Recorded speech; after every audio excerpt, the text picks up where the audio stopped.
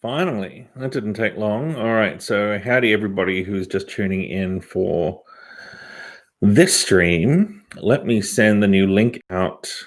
The last stream crashed, so I don't know what is going on, but YouTube does not seem to be very happy right now. So let me send out in the announcements on Canvas a new link. New live stream link. Hi team, I am live here now.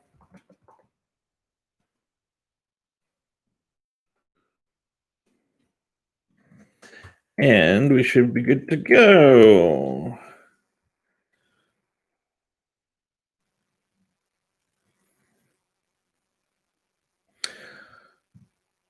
Okay, so hi, some people joining us. Sorry about that, everyone. I don't know what the issue was there. Looks like YouTube servers were having an issue for a second and wouldn't let me commence the stream, but here we are, stream commenced.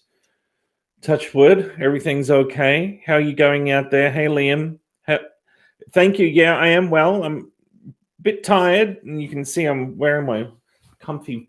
This is my research flannelette shirt. Well, actually, just generally, if I'm writing or researching or doing any of the thinking, analyzing, writing things, you will find me in very comfy clothes. So the comfier that I am, the more likely I am to be doing some research. And I have been today, which has been wonderful. Thank you. Hi, Sabrina. Hi, Badia. Hi, Geordie. Geordie, if you look in your student portal, you should be able to see your mark already for Mind, Brain, and Behavior 1. Most people can. They're not officially released until Friday, the 17th. However, it appears that there's a quirk in the system and that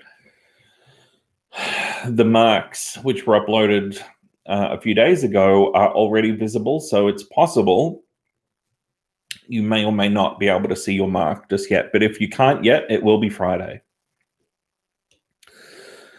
So what I wanted to do today was to speak with you about how the marks were processed and to give you a little bit of commentary and context about the preparation of the marks. So thank you to everybody who's joined. I might jump straight in and start talking about those marks. If you have a look on the Mind, Brain, and Behavior 1 Canvas site, you'll find that I've created a new module area. It's in the modules page. It's just below the exam module, which is at the top. And it is called End of Semester. So in the End of Semester module, you will see that there is a MBB1 2020 Marks Report PDF. If you grab that, that's what I'm going to explain today. So this is something that we do where we give a summary of the marks for the entire cohort, just a very brief one. And I'll explain to you how we process the marks. Incidentally, for anyone who's out there who is yet to complete the exam and will be sitting the special exam in the next couple of weeks, your exam will appear in the exam module as well, just as it did for everybody else. So, hi Ji Yuan, yes, your mark may be out. So some people can see their mark in their student portal, some people can't.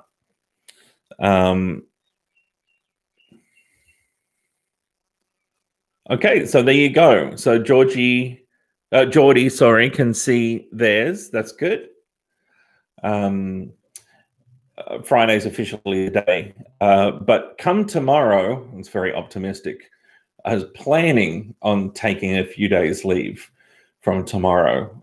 don't think I'll squeeze it in quite tomorrow, but if I can get a few days, just like 3 days, I will just be so happy, and that'll be great. Because the other thing that's happening at the moment is we've just been doing so much work getting ready for Mind, Brain, and Behavior 2 as well. There's a lot of research going on too in the background. So lots of irons in the fire, so to speak. But let's talk about marks. So this was a new year for Mind, Brain, and Behavior 1, and we knew that even before COVID had happened. So I was already expecting that the marks may play out slightly differently to the way in which they had in previous years. So, for example, in 2018 and 2019 in MBB1, we had 2 written assignments, not 1. There was 1 essay, and then there was a smaller research methods proposal, a research proposal that you actually had to write. And you did a practical class activity along these lines. So you still got the skill acquisition this year.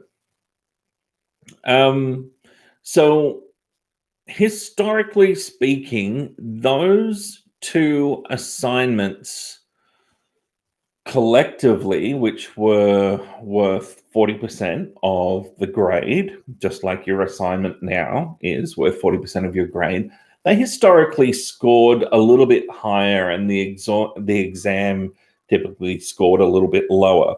And they evened out at a distribution that was around 72 typically for Mind, Brain, and Behavior 1. And for the entire semester, with a standard deviation of sort of around 11 to 13, somewhere around there. That's very much the sweet spot for Mind, Brain, and Behavior 1's distribution. And it is where we ended up this time, but I manipulated the data a little bit in the upwards direction to get it there.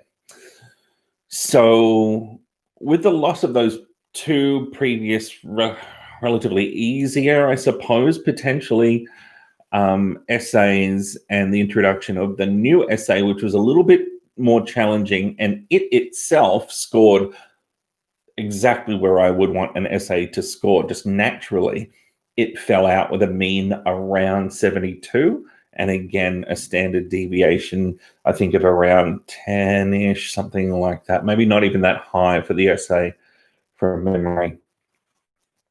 But that's very much where you want to be with the distribution overall. Very normal shaped distribution. Most people doing sort of, around the average, and then people doing not quite as well or really well, being fewer in frequency. So I was expecting that we might sort of drag the marks up by adding some marks into the distribution, and that's exactly what we did. So if you look at the marks report that I've put up there on Canvas, you can see that an adjustment was made. And it asks in the first little box there under the adjustment section, it says what constant was added or subtracted. So marks can be downscaled as well as being upscaled to all marks. And I've written +4. So what that means is, on top of everybody's raw score that they received from, remember, repeat credit, if you did any, however many credits you did got added to your score, and that was 5%. The exam was 55%, and the essay was 40%. So whatever that all added up to in terms of the weighted mark, I've added 4 points to that. So if your weighted mark came out at 60, you ended up with 64, for example. Now, that gave me a distribution that was better, but not quite right. It was bunched up too much at the top end. And this is actually a common occurrence in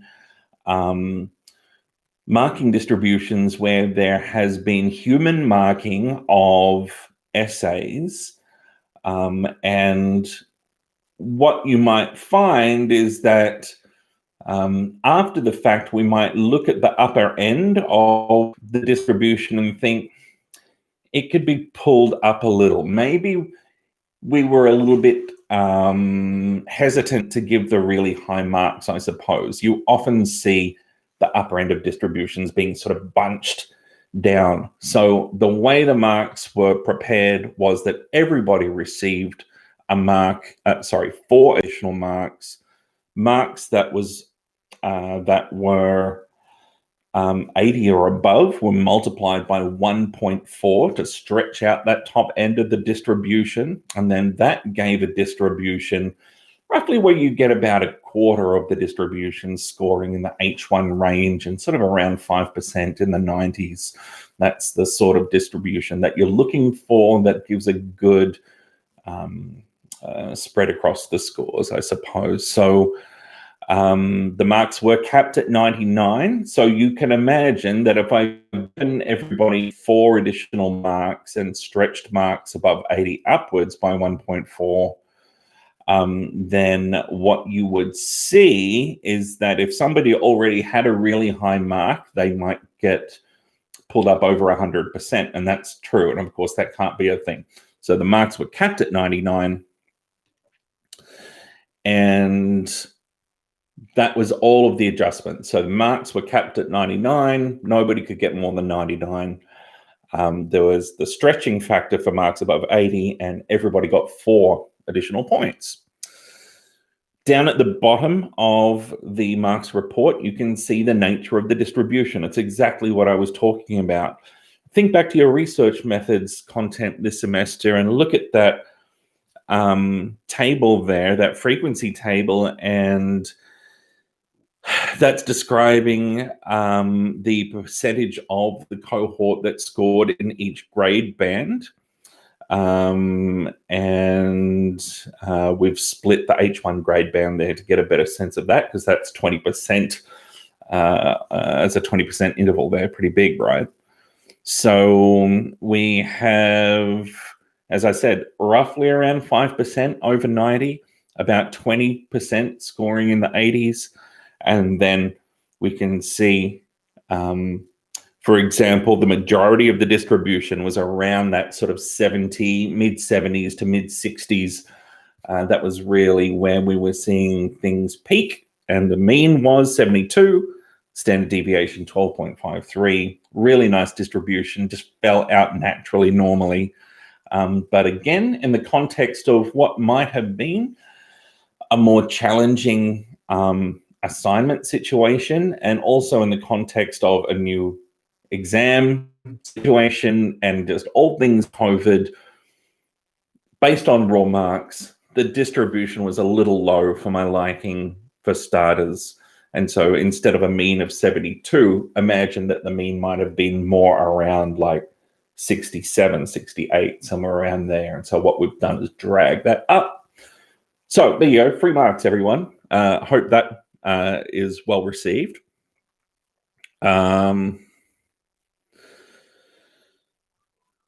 So I hope that explains the process a little bit.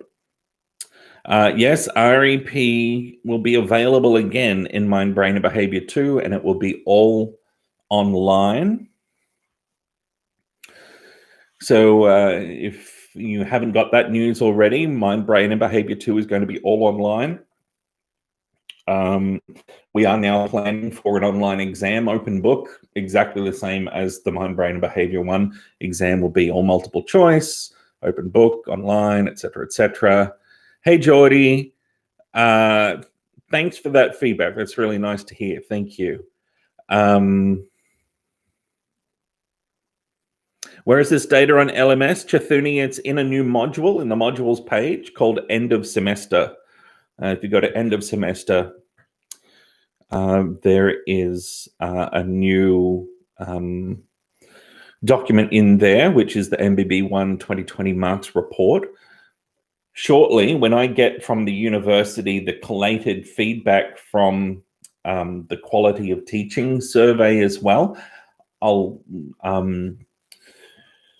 because it's not the official SES survey this year, I'm not sure exactly what format I'll be getting it in, but I will write up some sort of report based on the feedback that we get and let you know I suppose, a summary of what everybody in MBB1 thought about the subject, and let you know what that was, and let you, I suppose, know also my thoughts about the feedback, and I suppose if themes come through, how I would plan to address those themes. Hi, Bean. Will we have access to MBB1 lectures and MBB2? You will have access to the research methods modules, but nothing else. There's nothing else you're going to need. And I've got a really exciting development that's just happened in the last 24 hours. For those of you who have done, well, oh God, you've all done Mind, Brain, and Behavior 1. Lord. Okay, so we've all done Mind, Brain, and Behavior 1. Okay, yes. We've all done research methods, and we've all used SPSS. Some of you may have been using SPSS through my uni apps, which sucks, doesn't it? It's not the greatest. It's not so good. So here's the thing. SPSS is not the only statistical software package that's out there for psychology. Along with the other research methods lecturers, we've decided to make a change. We're not going to be using SPSS anymore because the MyUni apps thing is just no good. And SPSS, to tell you the truth, from my perspective, is not the best choice. There are better choices out there. And what we're going to use, and you can download this for free, it's a free program called JASP, J-A-S-P. Google that. It's from the University of Amsterdam is where it was made. The skills that you've already learned around using SPSS and the concepts will serve you well for JASP.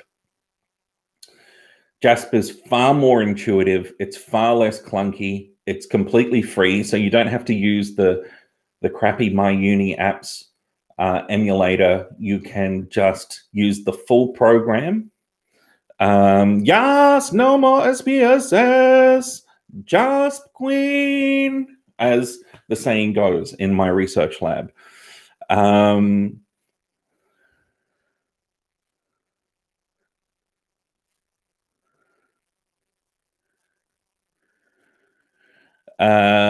So let me find the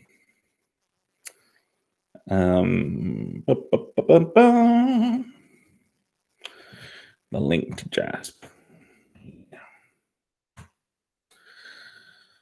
So what you can expect now moving forward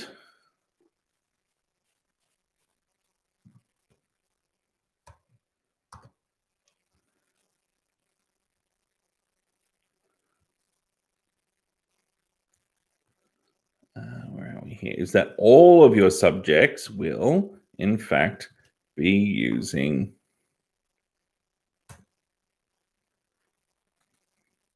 JASP. There you go. There is the link. So if you want to get a head start on semester 2, then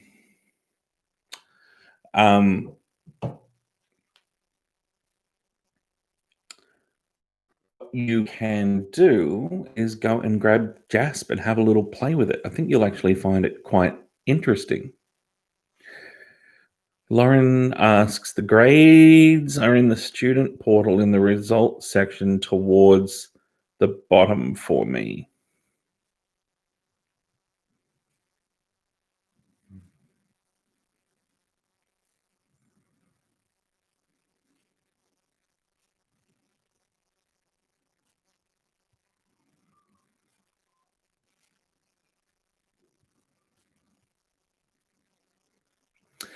Yeah, Joshua, SPSS is not such a great program. I mean, it boggles my mind. It's owned by IBM, so very rich company. It has been the staple tool, I suppose, for a very long time for behavioral science research. but it really has kept up with the times. It's not evolved. I've previously collaborated on getting grants to develop plugins to so that students could use some more modern statistical procedures in later years. Things that you would expect to see coming in SPSS and being developed, and things that are developed in JASP, but you just do not see that. So we've decided that we would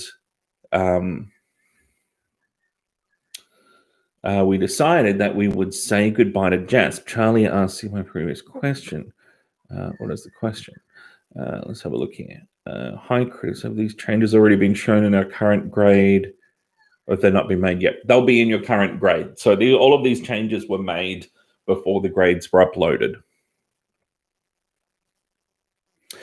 Hi, Rosie Posey. You won't be able to see your exam result in Canvas. So this is why, remember I was talking about this when I was talking about why I wasn't releasing the results for the rehearsal exam. That's because we don't give out the results for the final exam. Of course, I might want to reuse some of those questions. It's all about exam security, of course. So cog psych, personality psych, etc., they're all going to be using JASP as well in the second semester, in the second year.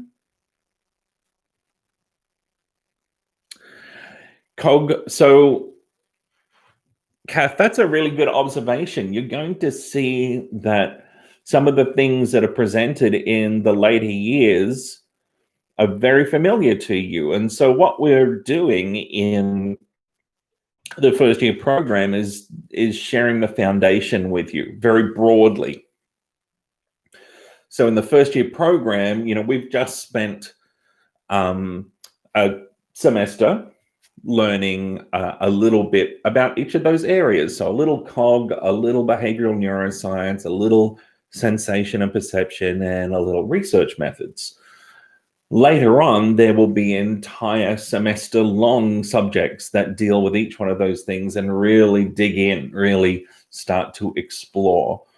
And that will, go on and on. So if you continue with your study, you go into the fourth year program, for example, you might be looking at subjects that are called current topics in social psychology, or current topics in developmental psychology or cognitive psychology, for example.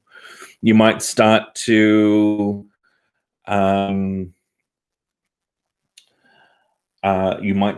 see intersections between the topic areas that to this point have seemed relatively distinct.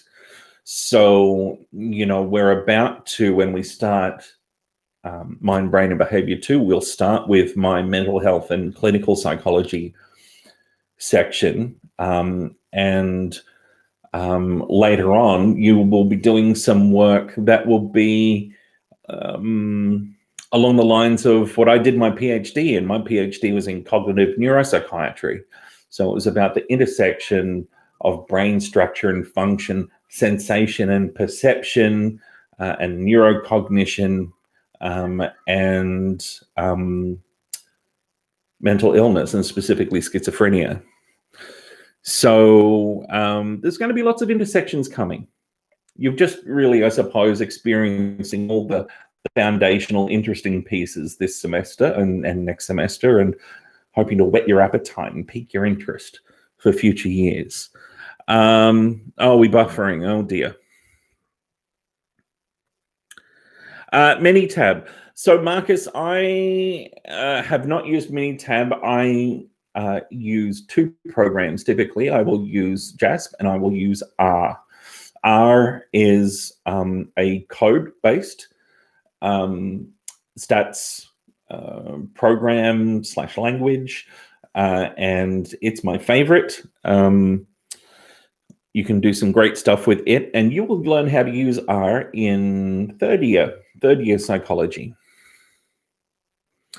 Hi, Sophia. Yeah, that's right. So The marks online are the real marks. I've already applied all of those adjustments to them. Canvas won't be back updated at one time, so the stuff that's online won't make its way back into Canvas. You can forget about Canvas now.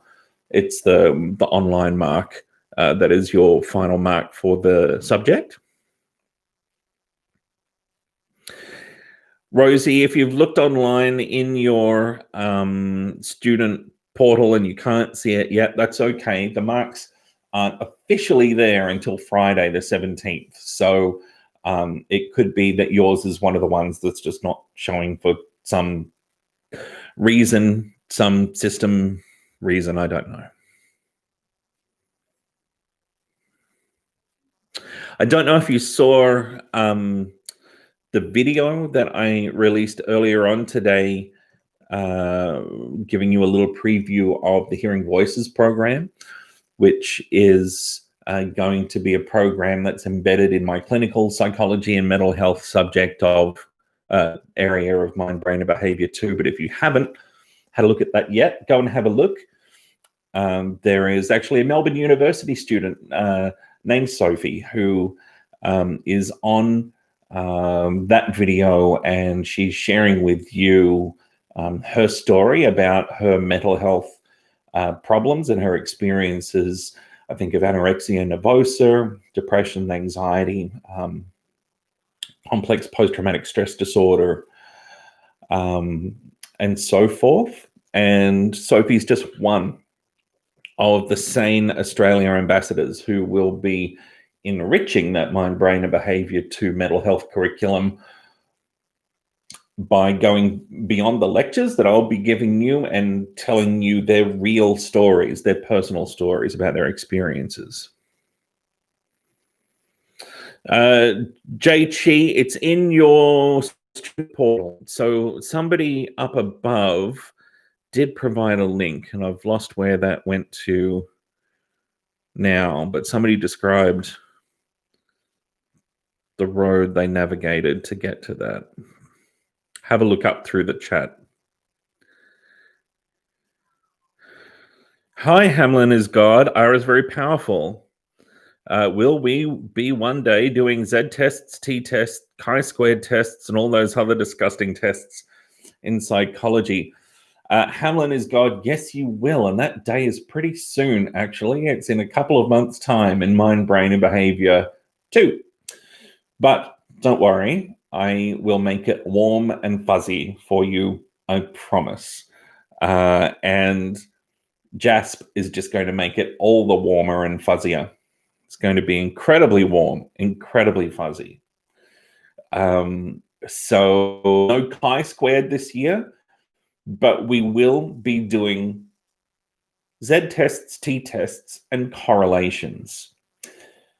These are just groovy names for statistical procedures that tell us if two things are different. So group differences would be what we're analyzing when we think about t-tests. And we might also be interested in if two things are not different, but related in some way. And that would be what we could analyze with a correlation. It's actually really not as scary as it sounds. The important thing, I think, is to understand the concepts.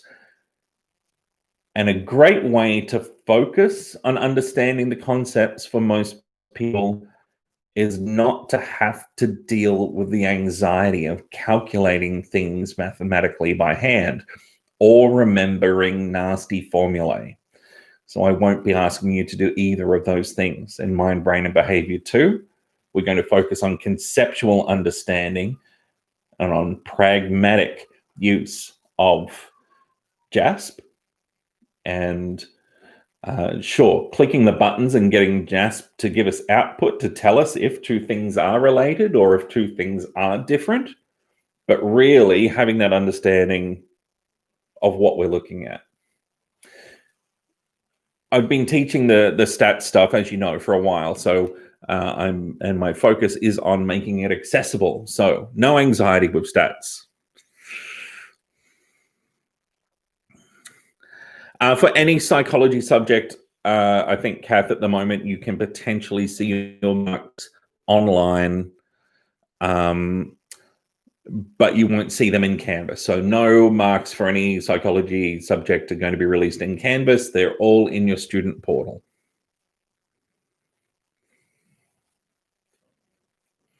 Now I'm going to scroll back up here because I know I didn't get to everybody's questions. Okay, lots of hate for SPSS. That's good.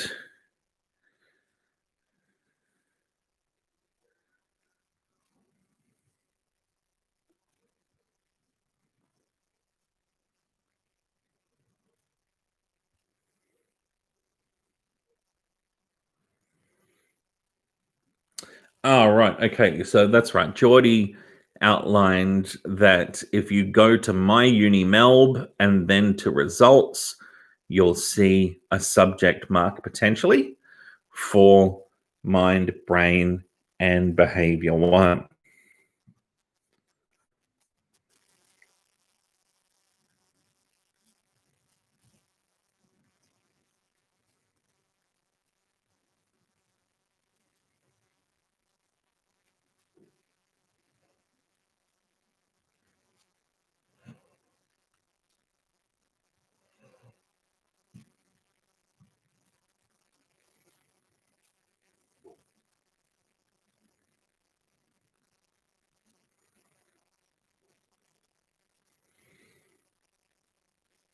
Hi, Jay Chi. Got it. Thank you. Good. Okay. Hi, Alan.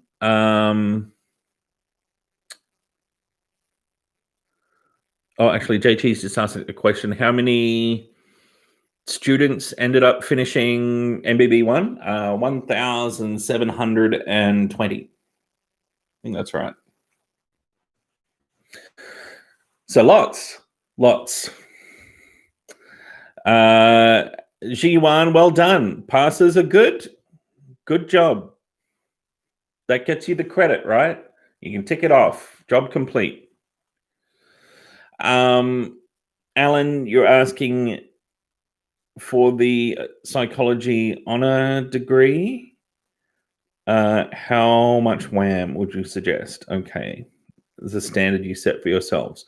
So remember, the marks this semester, strictly speaking, the marks don't count if you don't want them to.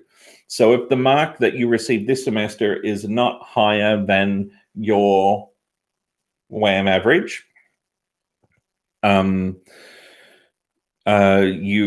don't have to use it. I mean, you don't have to use it at all this semester. If you don't want to, you can. If you do, you don't have to. It's up to you. Because of COVID, we know that COVID just turned everybody's world upside down. And so we wouldn't ask, we wouldn't insist that people have to count this semester's score towards their WAM. Having said that, some people will want to, and that's fine. I don't know what's happening with second semester and that same arrangement yet. I've not been updated. But we will wait and see, I suppose, what happens there. But the good thing is that we now know that we're delivering the entire semester online. We know we're preparing for an exam that's basically the same as the exam that we've just had in all respects. So practical classes will be online. Oh, here's an update for you that you wouldn't have known. So one of the consistent themes that we've received in first year psychology is that the duration of the practical classes has been too much. This has been one of the constant pieces of feedback that people have been giving over time, and that's extended this year. So people felt previously that 2 hours every week for practical classes was too much. We received some feedback as well that 1.5 hours was perhaps too much. So from Mind, Brain and Behavior, for Mind, Brain and Behavior 2 next semester, we're trialing 1 hour practical classes each week.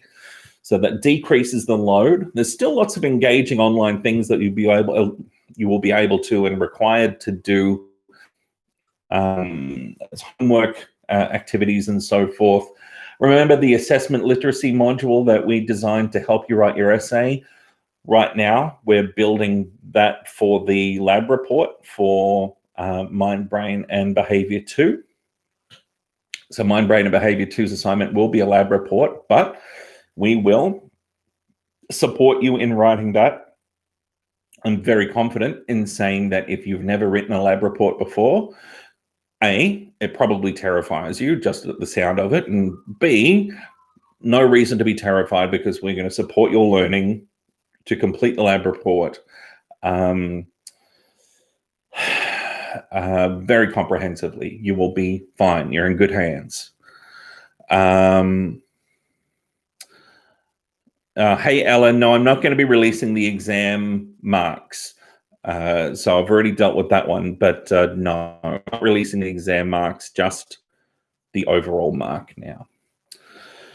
Oh, speaking of Mind, Brain, and Behavior 2, it looks like we've got nearly 1,400 students enrolled. That's a big jump today. That's great. I'm glad to see that. We expect to see the numbers starting to jump up now. And so that's great. It's been a little bit quiet now, but I think it's because the semester dragged on so long and people really haven't thought about second semester. And we needed, of course, to get a concrete picture about what was happening with second semester, and now we've got it. So that's excellent. And you now know as well that there's 1 hour tutorials, not 2 hour tutorials each week.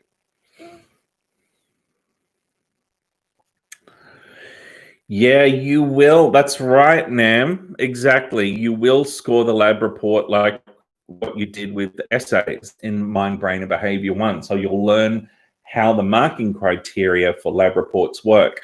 Lab reports are a very specific way of writing, and we have built a lot of supporting resources and time in the subject to support you with your lab report.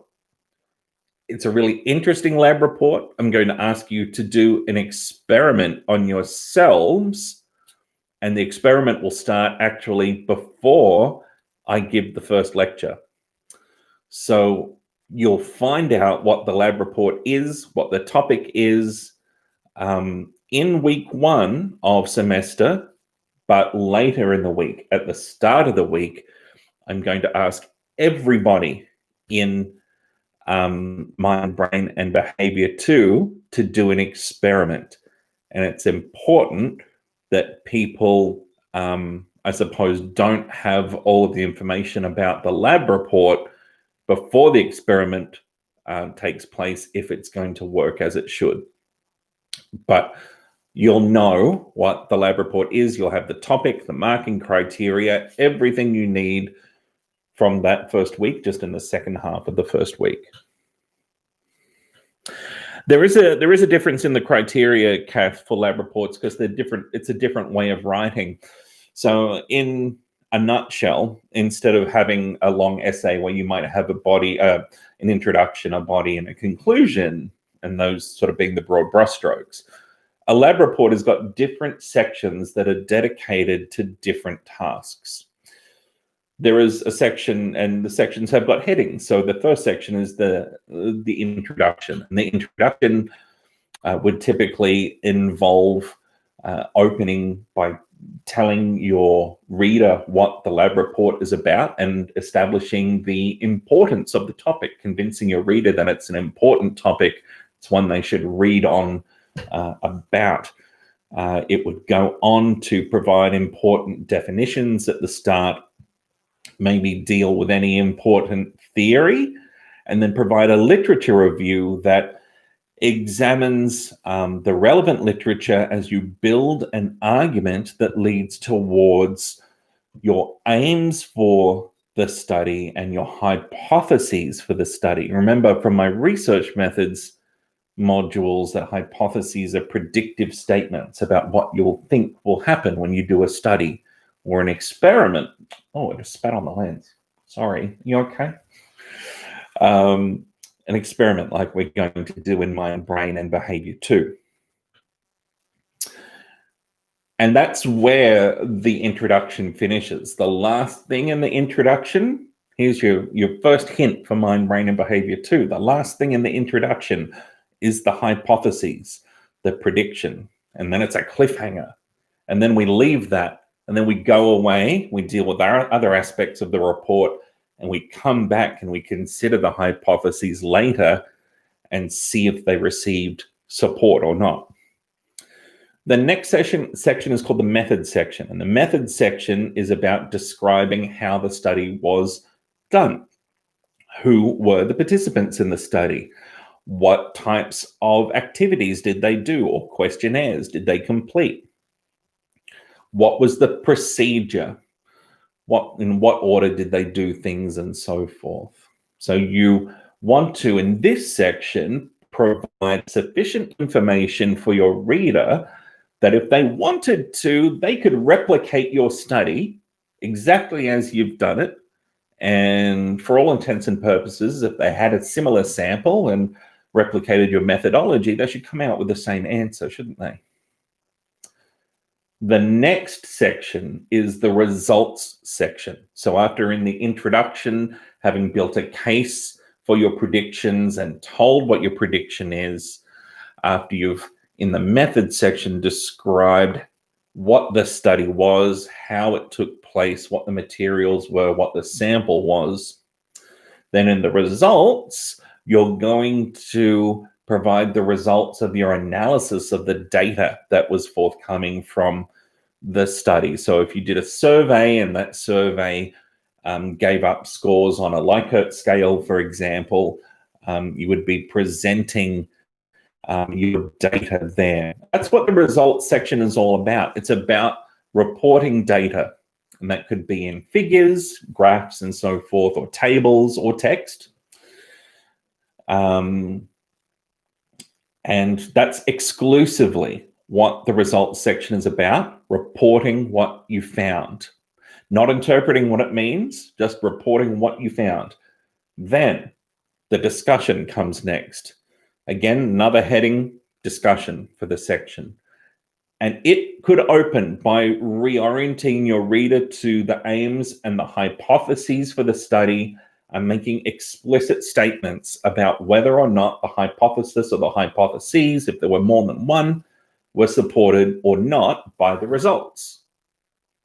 So the first thing it would do is sort of report on the hypothesis and let us know about whether or not it was supported based on the data that came through. And then the next step would be to discuss the findings in the context of the literature that you reviewed in the introduction that built support for your hypotheses. And did your findings indeed go as planned and therefore give support to those previous findings, align with those previous findings? Or did you come out with a different answer? Did you come out with an unexpected answer? Was your hypothesis not supported? And if so, what might be an explanation for that? Would it be something methodological? Could it be something about the sample that you've used? What is it that might explain the difference between your study and your findings and that previous study and those previous findings that you were talking about in your introduction?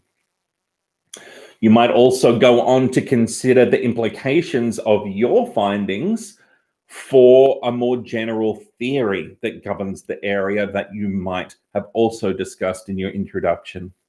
And once you've done those things, you could discuss the limitations of your study. So you could think about if there were any potential methodological issues or what the limitations are for your study based on its sample and other things.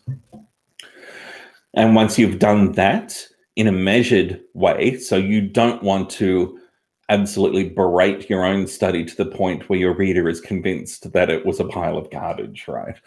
And it won't be the case. But you do that in a measured and transparent way, and then you would finish up your lab report with a summary of your main findings and a conclusion, and potentially a recommendation for the next logical step that might progress the research. And that might be something that comes naturally out of the limitations of the study or not. And that's basically a lab report.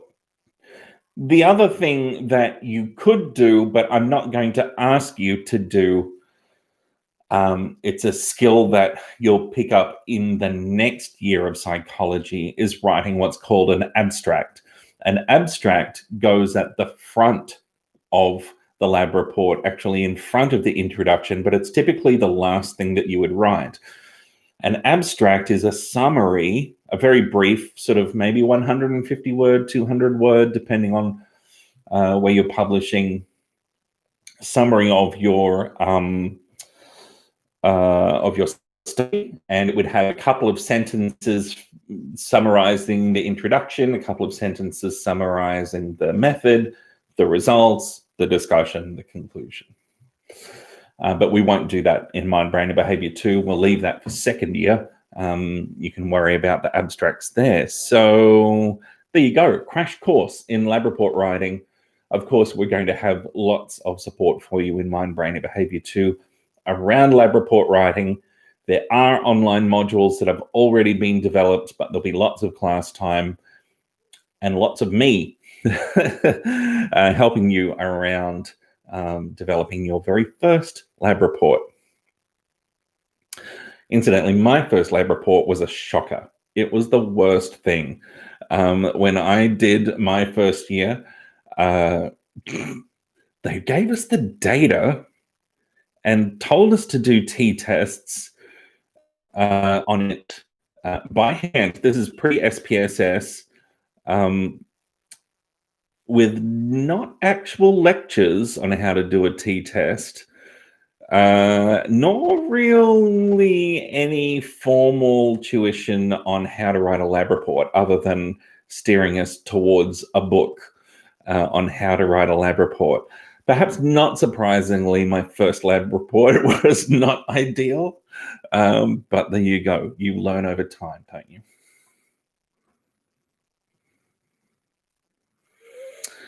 Did I give marks to people who answered the funny options on my section of the exam? But Kat, the funny options were always the right answer.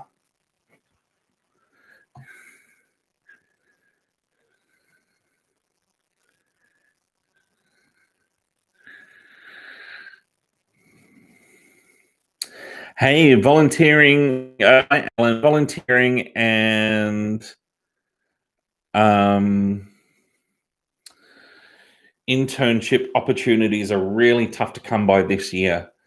I'm working on something, and COVID has sort of put a bit of a spanner in the works. I'm working on a thing in collaboration with a very big mental health organization. It will come to fruition, and there will be plenty of volunteer opportunities for psychology students who want them, but it won't be ready this year. Unfortunately, COVID has just really put the brakes on lots of things, including that. So my advice would be to check in around organizations like Lifeline, Salvation Army, and so forth that provide opportunities for volunteers to work with vulnerable groups. And even though, you know, if you imagine the Salvation Army, you might be dealing with, you know, a homelessness project, a housing project, maybe a feeding, going out and feeding people. Even in doing that, you'd be getting valuable counseling experience working with people who are really doing it tough, which is who you're going to be working with a lot of the time when you are working as a mental health professional. So that would be some of my top recommendations for this year. Those things are still running, so I would be on the lookout for opportunities there. Hi, Snowy Emu. Just to reiterate Alan's question, what WAM should we be shooting for to be accepted into Psych Honours?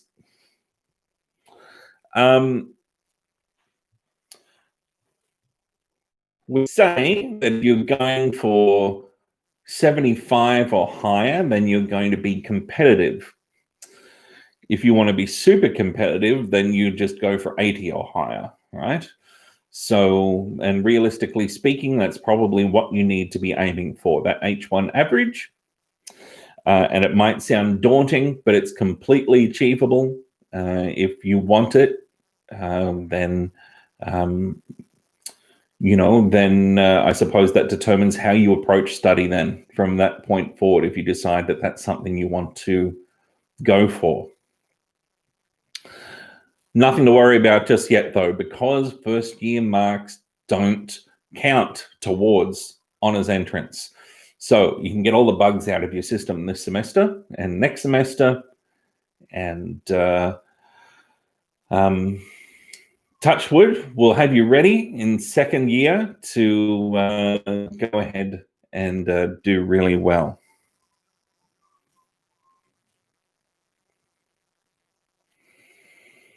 And it's always the way. There's always going to be a benchmark that you have to, meet academically for the honors program, the master's programs, and so forth. But there's lots of options for different people. So, clinical psychology masters is not the be all and end all, or a PhD is not the be all or end all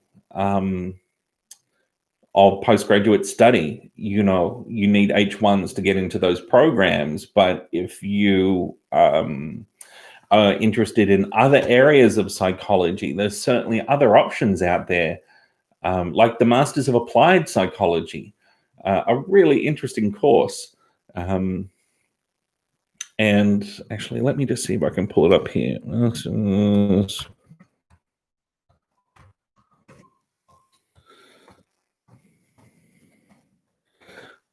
Do you think I could spell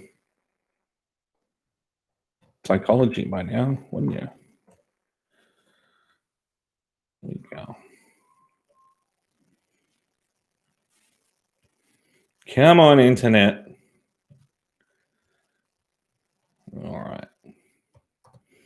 So this Masters of Applied Psychology is something you can actually do right after your third year if you want to. Don't need to do an honors year first. You can get straight into this. No one says so first year mark doesn't count towards WAM. Not for psychology. Not for psychology. So for entrance into the fourth year honors psychology program, your entrance will be calculated based on your second and third year marks in psychology specifically, not your other subjects. And they will be weighted such that the third year marks count more than the second year marks.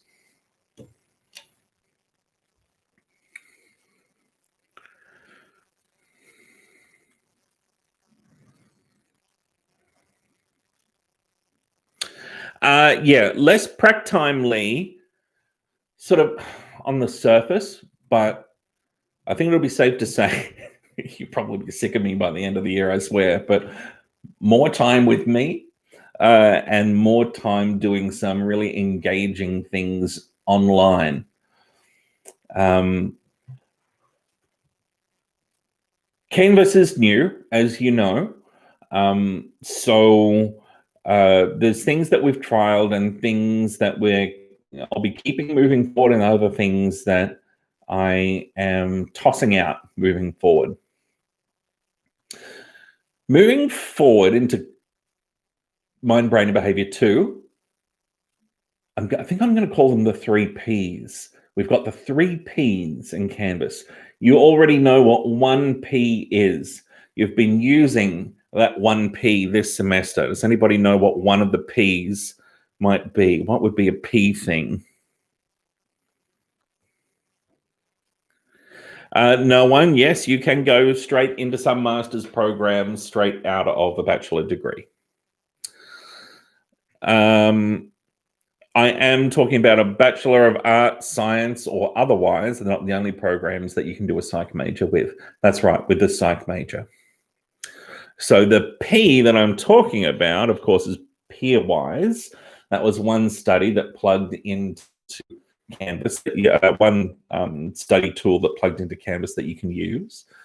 There is a new tool I'm introducing called Perusal, another P, and it is a tool that I was setting up for you this weekend, just gone. And what I've done is I've put in there one of the core starting readings for your lab report. And I've been going through and making annotations in it. And I'm leaving comments in there about various parts of that research article and things, just trying to steer you to things that you should be paying attention to and pointing out things that I thought were good and other things that I thought were not so good. And it's going to help you learn to write a lab report. And the way that it'll help you is that you won't just read the work and what I've written, but you'll be able to respond back to me. You'll also be able to highlight the text, and we'll actually have a discussion like in the article with comments back and forth. So that's going to be a really useful tool, and it won't only be me that's using that. The other lecturers will use that for their core readings, for their topic areas as well, for developmental, social, and personality psychology. And the last P, so we've done Peerwise, Perusal, Piazza. Does anybody know what Piazza is? Oh, look at this. Kath is saying, can we use Piazza? There you go. So, yeah, we're using Piazza. Piazza is a discussion board that is so much better than the Canvas discussion board. How bad was that discussion board? Or as I refer to it, the Canvas amorphous mass generator. Yes, we are going to use Piazza. So Piazza is a discussion board API plugin for Canvas.